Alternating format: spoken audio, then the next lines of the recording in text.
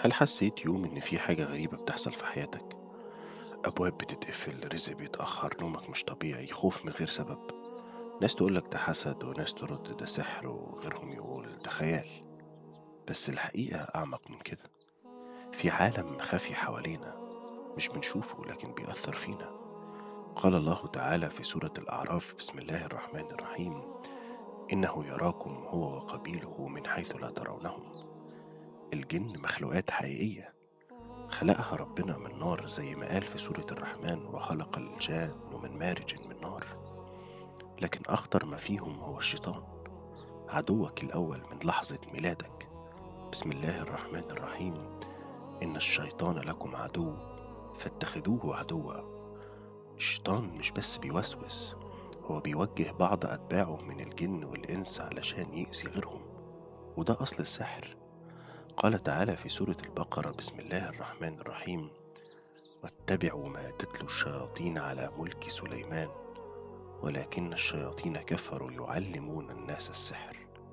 السحر مش خيال، هو حقيقة، لكنه لا يعمل إلا بإذن الله، لأن كل شيء في الكون بيده سبحانه. بسم الله الرحمن الرحيم: وما هم بضارين به من أحد إلا بإذن الله. أما الحسد فهو سهم بيخرج من نفس حاقدة. قال النبي صلى الله عليه وسلم: العين حق، ولو كان شيء سابق القدر لسبقته العين. الحسد ممكن يدمر، مش لأن فيه قوة خارقة، لكن لأن الحاسد بيتمنى زوال النعمة، وربنا يبتليك ليختبر صبرك. بس خد بالك، مش كل تعب أو تأخير أو سحر وحسد. في ابتلاء، في اختبار، في تقصير في الذكر والدعاء. الحماية مش في المشايخ ولا التمائم، الحماية فيك أنت، في سجدة صادقة، في ذكر الله، في المعوذتين، في آية الكرسي. قال صلى الله عليه وسلم: من قرأ آية الكرسي في ليلة لم يزل عليه من الله حافظ، ولا يقربه شيطان حتى يصبح.